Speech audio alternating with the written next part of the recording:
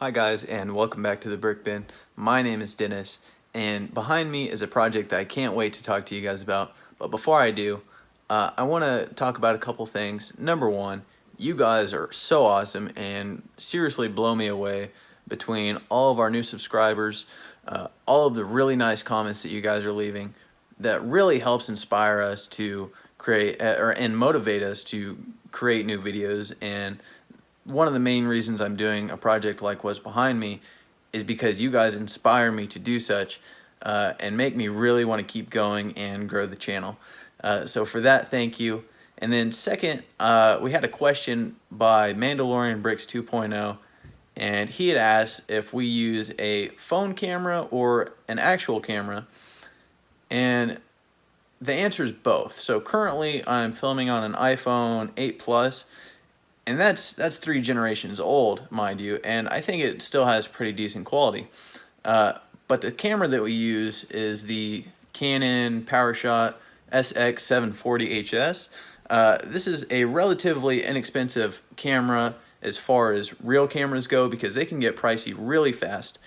And that's one that we had actually got to vlog like our vacations, anytime we go to major events, stuff like that. But I do want to stress that no matter what you use, it's not always about the quality of your camera or how expensive it is, but other things that will really improve your videos, like lighting, which I think is the #1 thing that can really add a lot of quality to your video. After that, then you can focus on your content, then cinematography, and then you can upgrade as you go as far as your equipment. Alright guys, yes, I am creating a body, as I'm sure you read by the title, for our Lego skeleton storage head. So I had mentioned this was like 15 bucks on Amazon. The only issue is he's missing a body, you know, and so I found this guy with our pirate roller coaster set, and I just, you know, kind of studied him, took a look at him, and decided that I believe as long as we could figure out how to attach his head, this head, to a brick-built body, I could figure out the rest. And I've done it. Well, part of it. So I figured out first how I was going to have the head on the body. But initially I thought, wow, a 1x10 brick would be perfect for that, and yes, it does almost fit it. Sorry, this is hard to do with one hand, but yes, it does almost fit in there, but it's pretty dang snug. And once you get more in there, it's even more snug than that. And we want his head to be able to slide off relatively easily. He lost part of it, but we want his head to fall off relatively, not fall off, we want it to be able to slide off, be removable relatively easy. So the best design I could come up with so far, you know, this is a work in progress, is this 8x8 square without the corner pieces. But as you can see, there are some gaps in there, but it fits relatively nicely.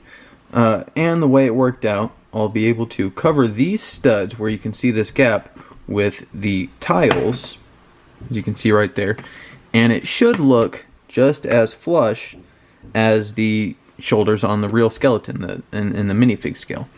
Now originally I had done this, I think it's like a 24x4 is what I had originally done, and obviously that was way too thin for the body. You know, he's already a skeleton, he doesn't have much meat on his bones, so I widened it to a 8x24 for the shoulders, but that's still too thin, so I'm still going to have to widen it to at least a 10x24 for the shoulders, and that will be the final width of him. After that, the main thing I needed to figure out was, #1, what I was going to use for his spine there. I don't know if you guys can see that. Let me try zooming in on. There we go. So you can see his spine in the middle has these little ridges, and I wasn't quite sure because obviously there are round bricks, but there wasn't much that came to mind for that, except for these little dome pieces and the round circles. And I think that would work best if you repeated that over and over. Let me zoom back out. If you repeated that over and over down the body in between his ribs. Unfortunately, that's not to scale, especially once I widen this out to a 10 by 24 for the shoulders. So he will be 10 studs wide. But then I found this in my collection. This is a 6 by 6 dome, and I think that would be much more to scale in the middle after I implement it. After that, I started to take a look at the angle of the ribs, what that will look like, and we actually lost some of them right here. My goodness, we broke his ribs. Okay, so now that I have his ribs fixed, almost, that does not look right. Oh, I know why I did that, because I didn't have any more of these 1x4 slope bricks, so I just put a 1x4 regular brick in place of it. But you guys get the idea of the shape of the ribs. Now this was just completely mock-up. I did this all last night, right before bed. I just had a spurt of inspiration as I looked at that and decided I was going to build it. Same with this brick right here. That is just kind of in place of where I think I would like his arm socket to be. I probably won't be using a brick style there. Ideally, I would have it on a pivot to where it can move, just like the minifig scale. I'm not sure quite how I'm going to do the arms and legs yet, but that's just a bridge I'll have to cross when I get to it. As you guys can see, this is very bare bones, no pun intended, of a mock-up, not even as wide as it needs to be. The reason being, this is most of my white here. I don't have a ton of white in my collection. Thankfully, I have this tool here, which is a free tool. It's called Studio. I don't know if you guys can see the emblem down there. You can actually download this off of BrickLink, I believe. I've been using a similar program to this for a couple years now, and that program is, if I can find it, here we go, was, I should say, Lego Digital Designer. As far as I know, they've done away with that program and replaced it with Studio. It's a very easy program to pick up, and I definitely recommend it if you guys are serious about your mock building. It's not a replacement, I would say, but like I said, a tool to where I don't have all of the pieces that I need, but this will allow me to create a mock-up of what I want to build, and then I can order the pieces. In fact, it will actually let me do many different variations of it. I know it's a little bit difficult for you guys to see right now, but like for the spine, I have a couple different versions there. Let me change the color on these pieces just so you can see it a little bit better. We'll try olive green. I know it's not the prettiest color, but it definitely gives a little bit more definition than white.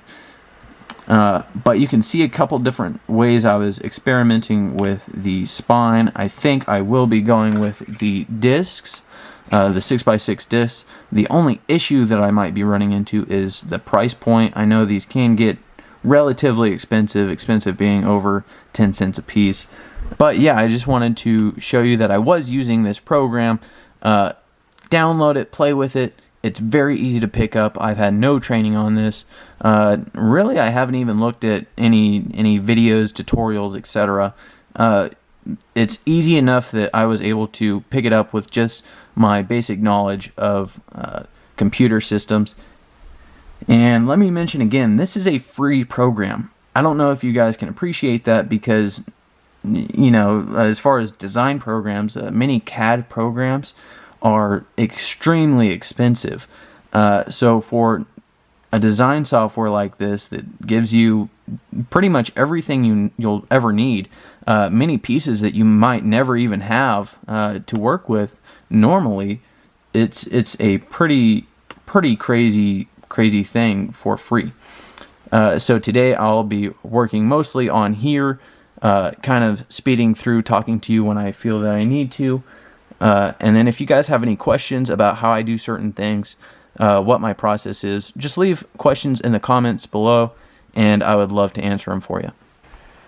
So I've actually changed the color of the pieces just so you guys can see them a little bit better.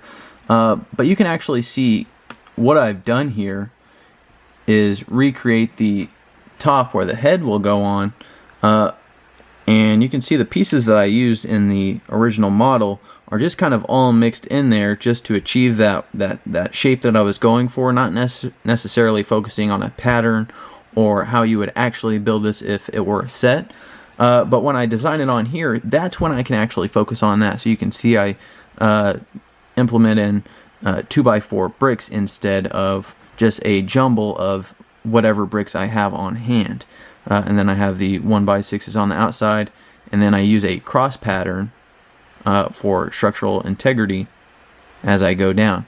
Now I am missing a couple of plate layers, I believe, on that, so I'll have to edit that and come back to you guys. I went ahead and tiled this entire thing. The blue pieces here are up one stud, or one tile more I should say, and then I put a layer of tiles on top, so that should give us a nice finish in the end. I will be changing this all to blue so you guys can see it a little bit better. I just wanted to leave those certain pieces white just so you could see what I had done as far as progress. And as far as shoulders and the headpiece goes, I'm pretty happy with that. You can see how the head will sit right on there. This 1 brick wide edge right here will be pretty close to the thickness of the bottom of the head there, creating a pretty finished look on it. Of course, all of these blue tiles will be white in the end. I just want to make that clear so I don't get a bunch of, kids commenting, hey, the skeleton's not blue or whatever. This is what we're making right here. So you can actually see, let's see if I can make this larger for you. So that's what we have essentially created right here, is the neck and the shoulders. I would make it, double tall, except for the inside of this only goes halfway because this is a storage container. It's not an accurate minifigure head, I would say. Let's give this guy his head back. And then I'm going to work a little bit more on this and I'll bring you back. I am curious, would you guys be interested in, if I were to do this type of work while I'm in the process of designing it, on like a live stream or something of that nature? Would you be interested in watching this? Because I don't really want to put too much of this in the actual video, in the end video, but I do want you to be able to see what goes into it. If you're interested. I know a lot of people only really, want to see the end result. But as far as me working and my process, let me know. Would you guys be interested in viewing that? Where I would like to see that, maybe others wouldn't, I'm not sure. But I don't want to lose the interest of people that might not be interested, I guess is what I'm trying to say.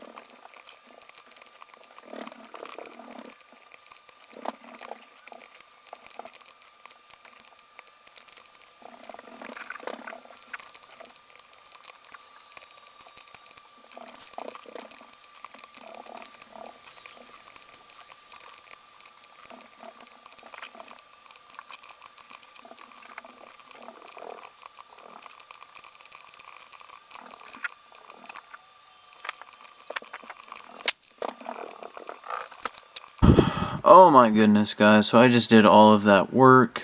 Let me put this in blue just so you guys can see it better. So this is what I have. Unfortunately, this isn't gonna work for one main reason. You can see right here, I have this 2x2 inverted slope, and it's right against this slope right here.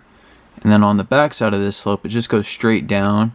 And that's only leaving a single stud, only leaving a single stud down. And I think I would rather have where this stud is here, also brick, and no brick here. So this brick would end up right, if I can place it there. Oh my goodness, what happened? Right there.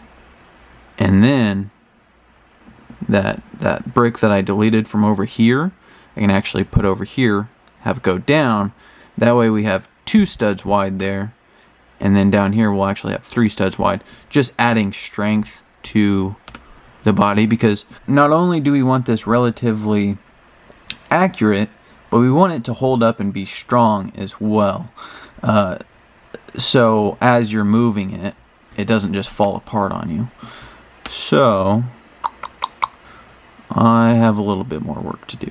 Alright, so I did get that issue fixed. I know it seems very minor to you guys probably, but I think in the long run it will be worth it. Let me rotate this. So basically what we did was add those 2 bricks right there and moved these sloped bricks, inverted slope bricks, just 1 brick over, in turn giving us a 2x2 plane underneath here to work off of, and then we'll start our other slope down this way for the other rib cage.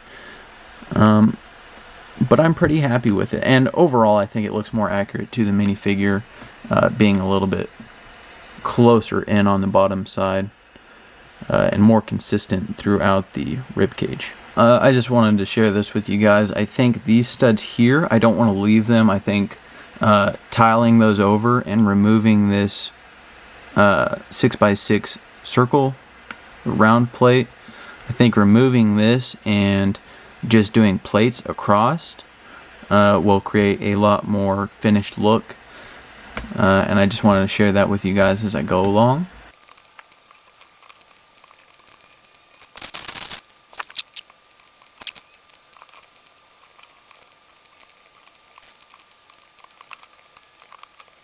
So there's the end result for you after I changed that little bit. It might not be perfectly flush right here, but the smooth texture I think will be much better. It will look more finished is I guess what I'm trying to say. So now I'm going to get started on the second line of the rib cage here.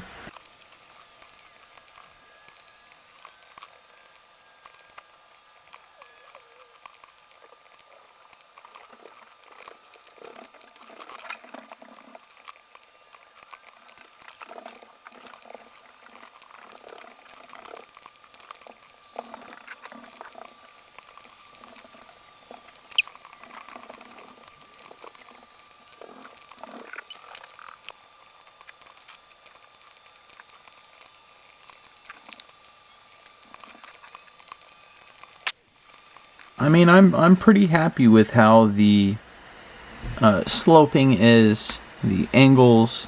Tomorrow I will work on the underneath part. I'll even change it back to white so you guys can get a real feel for what it will look like. Because I have so few bricks to work with, I'm going to have to make a brick link order.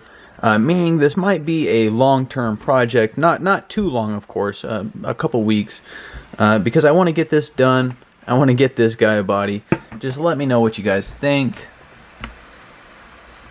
And yeah, I'm pretty happy with today's results. So tonight I'm going to take a look at some BrickLink prices, see how much I can get those pieces for. Potentially even get them in the mail, that way I can get them. That way you guys can see the finished product even faster. Thanks for watching. My name's Dennis. Until then, next video.